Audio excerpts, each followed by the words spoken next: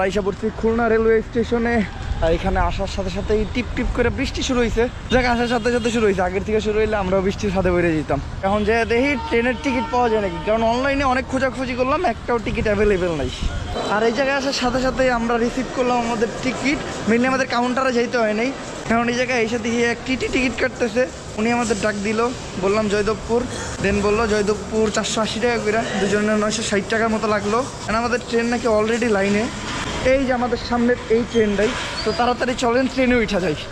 আর একদম এক্সাক্ট টাইমে আমরা রেল লাইনে আসতে পারছি। আই থিঙ্ক আর কিছুক্ষণ সময় দেরি করলেই ট্রেনটা ঠুস করে ছেড়ে দিত। আর সবচেয়ে বেশি ভালো হয়েছে যে আমাদের সিরিয়াল ধরে কাউন্টারে তারা টিকিট কিনতে হয়নি। বাট আমি একটু চিন্তায় আছি যে এই টিকিটটা কি অরিজিনাল নাকি ডুপ্লিকেট, কারণ যেই টিটি আমাদের কাছে টিকিট বেচছে উনি কেমন জানি হাঁসফাঁস করতেছিল। চলো যাই হোক, আল্লাহ বর্ষা, আগে ট্রেনে উঠে নেই। আর আমরা ফাইনালি ট্রেনে উঠে এক জায়গায় সিট খালি পাইছি, ওই জায়গায় বয়ে পড়ছি। মেইনলি পুরো ট্রেনই বুকিং। আমরা টিকিট পাইছি বাট ওটা কোনো সিটের না, মানে আমাদের দাঁড়ায় যাই যাইব। তো আমাদেরকে একটা পুলিশ অফিসার বললো যে এই জায়গায় বসো আপাতত, তোমরা মানুষজন আইলে দেন উঠে যেও। কপালটা খারাপ, এমন টাইমে আমরা ট্রাভেল করতেছি যেই টাইমে কোনো সিট নাই। সমস্যা নাই, সুন্দর একটা ভিআইপি সিটে বসছি অ্যান্ড জানলার পাশে। বাট এই জায়গায় বসে একটা রিস্ক, এই জায়গায় বসে ক্যামেরাও চালানো যাবো না বেশি, মোবাইলও টিপা যাবো না, কারণ বাংলাদেশের অবস্থা তো জানা নেই। আপনারা সুন্দর করে একটা থাপা দিব, আমার ক্যামেরা গায়েব, মোবাইল গায়েব। এই রিস্কটা আমি কখনোই নিব না। ফাইনালি আস্তে আস্তে আমাদের ট্রেনটাও ছেড়ে দিছে। আর আমি একটা জিনিস শেয়ার করি, আমি আজকে মনে হয় প্রায় 7 বছর পর ট্রেনে ট্রাভেল করতেছি। 7 বছর আগে ট্রেনে ট্রাভেল করছিলাম, তাও আমার নানির সাথে দিনাজপুর গেছিলাম। এই 7 বছর পর এগেইন ট্রেনে আমেজিং একটা ফিলিংস হইতেছে। আসলে ট্রেন জার্নি করার মজাই আলাদা। আমাদের টিকিট চেক করে নেই কে? ও আমাকে চেহারাই ভদ্র দেখা যায়, আমাকে চেহারাই দেখা যায়। আপনার টিকিট কিনে তারপরে ট্রেনে উঠবো, এটা না কিনলে ভালো হইতো বেশি। না বাট ঘুরে যদি আবার আইবো বাট আবার আইবো। নাও চেক করবো না, চেক করবো না, নাও ভদ্র দেওয়া যায় না। আমাকে আসলে ভদ্র দেখা যায়। তো চলো, ট্রেন আস্তে আস্তে আগাইতেছে।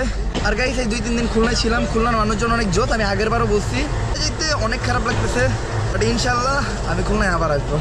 আল্লাহ হাফিজ খুলনা। আর আজকের ওয়েদারটাও জার্নির জন্য একদম পারফেক্ট একটা ওয়েদার। ট্রেন জার্নিতে এমনিই মজা, তেমন বেশি ক্লান্তি ফিল হয় না, জামজট এগুলো অনুভব করতে হয় না। ট্রেন একটু আস্তে আস্তে যায়, এটা সব সময়। আর আমরা তাড়াহুড়ার কারণে সকালে খাইয়াও আসতে পারি নাই। নেক্সট যে স্টেশনে দাঁড়াবে ওই জায়গায় দাঁড়াইয়া আমাদের নাস্তা নিয়ে নিতে হবে, কারণ পেটে অনেক ক্ষুধা লাগছে। ইন্দুর না, এখন ডাইনোসর দৌড়ানো শুরু করতে। আর আমরা এখন আসি হলো নওয়াপাড়া স্টেশনে। এই জায়গায় আমাদের ট্রেন থামছে, ছিলাম খাবারের কিছু নিমো, বাট আশেপাশে খাবারের কোনো দোকানও নাই। যাও থাকতো, বৃষ্টির মধ্যে কেউই আসে নাই। স্টেশনে কিন্তু অনেক মজার মজার খাবার পাওয়া যায়, লাইক কেউ সিঙ্গারা বানায় বেচে, কেউ রুটি বানায় বেচে, কেউ আবার পিঠা বানায় বেচে। মূলত উত্তরবঙ্গের দিকে গেলে বেশি খাবার পাওয়া যায়।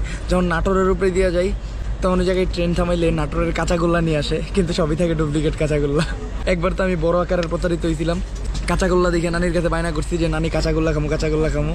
নানি কিনা দিছে। নানি আমার অনেকবার বুঝাইছে যে এটা আসল না, এটা ডুপ্লিকেট। তারপর আমি মানি নেই। পরে নানি কিনা দিছে, দেখি কি আটা দিয়া চিনি দিয়া গুলাইয়া বানাই আনছে। অনেক অসাধু ব্যবসায়ী আছে এরকম। বাট ব্যবসা সবসময় সততার সাথে করতে হয়, কারণ ব্যবসা হালাল। আর যদি আপনি সততার সাথে না করেন তাহলে ব্যবসাটাও হারাম হয়ে যায়। চলো, এইখান থেকে ট্রেন আবারও ছেড়ে দিছে। এখন ট্রেন যে কোন স্টেশনে থামে, দোয়া করতেছে ওই স্টেশনে যাতে খাবারের মতো কিছু থাকে। আর গাইস, এখন আমরা ছিল যশোরে। আর যশোরে আসার সাথে সাথে যশোর আমাদের ওয়েলকাম করতেছে। তাও কেমনে জানেন, এই দেন বৃষ্টি দিয়া অনেক জোরে জোরে বৃষ্টি নামতেছে। আমি জানি না এটা কোন টাইমের বৃষ্টি। ডিসেম্বর মাসে আমি খুবই কম বৃষ্টি হইতে দেখছি। আই থিঙ্ক এই বৃষ্টিটা শীত একদম পুরোপুরি নামাই দিব। প্রথমে সকালে বাইরে হওয়ার সময় ভাবতেছিলাম যে এত মোটা একটা গেঞ্জি পরে যাবো, ট্রেনে মানুষ হাসাহাসি করবো নাকি গরমের ভিতরে গেঞ্জি পরে আছে। এখন দেই না, সবাই জাম্পার আরও অনেক মানে শীতের কাপড় পরে আসতেছে। যাই হোক, এখন পর্যন্ত আমি যশোর পার্সোনালি ঘুরতে আসি নাই। তো আপনি যদি আমার যশোরের সাবস্ক্রাইবার হন, অবভিয়াসলি কমেন্টে জানান যশোর আমার আসা উচিত নাকি, অ্যান্ড যশোরের কোন কোন জায়গা ভালো, কোন কোন খাবার ফেমাস, সব কিছুই জানান।